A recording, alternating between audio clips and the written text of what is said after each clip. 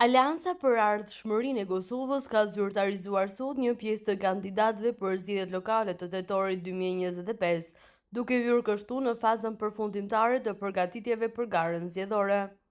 Në mbledhjen e mbajtur nga Këshilli i Përgjithshëm i Partisë janë miratuar me vota unanime 11 kandidatë për kryetar komunash, të cilët do të përfaqësojnë aleancën në garën elektorale të vjeshtës.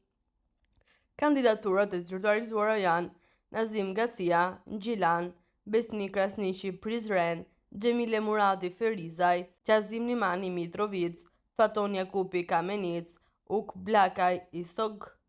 Agron Kuçi Junik, Vildane Latifi Fushkosov, Baki Feta Podujev, Labinot Bislimi Vit, Ilir Tasholli Lipjan. Gjatë mbledhjes përfaqësuesi i AK-s në Komisionin Qendror të Zgjedhjeve Muharrem Nitaj informoi anëtarët e Këshillit për ndryshimet e fundit në rregulloren për zgjedhje, përfshirë edhe procedurat e votimit nga jashtë vendit.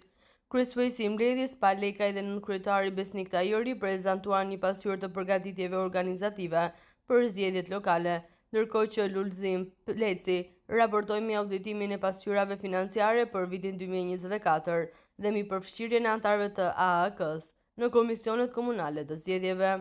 Diskutimet u shoqëruan edhe me analistë të zhvillimeve të fundit politike në vend, ndërsa drejtuesit e aleancës theksuan rëndësinë e një organizimi të qëndrueshëm dhe të koordinuar në të gjithë nivelet.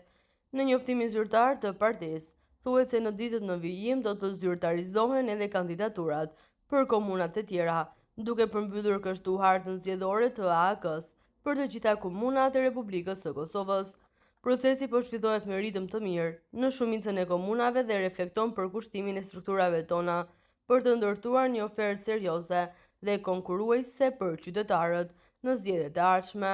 thuhet në deklaratë për media të partisë AAK.